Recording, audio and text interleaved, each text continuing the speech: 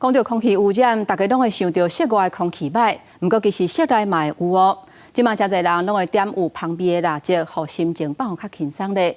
不过根据美国的研究显示，蜡烛点灯的时阵，蜡烛内底化学的成分会甲空气结合，造成严重的空气污染，而且这嘛可能会对人体有败害。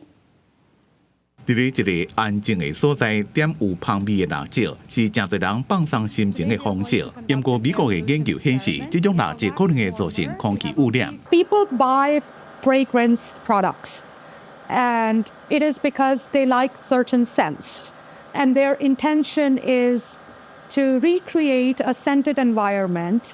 However, they are not aware that while creating this scented environment, they are also exposing themselves to a heavy dose of air pollution. 美国印第安纳州波多大厦对香味蜡烛做实验，用仪器记录伫咧小时阵空气成分的变化，发现蜡烛氧出物质所产生的香味，甲洗发精、个人卫生用品或者是清洁用品所产生的香味正同。因过蜡烛的香味有真侪活性较悬的化学物质，甲空气结合了会形成 SOA 离出有机气溶胶，颠倒造成空气污染，亦个可能对人体有伤害。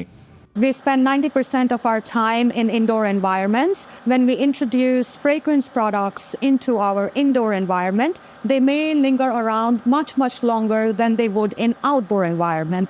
研究团队亦个测量到，香味蜡烛伫咧烧的时阵所放出纳米微粒的数量，会自6慢慢增加到1万，真惊人。研究团队接落来亦个会做实验，研究 SOA 对人体造成倒一寡负面的影响，亦个影响的程度。公司新闻，陈思彤编译。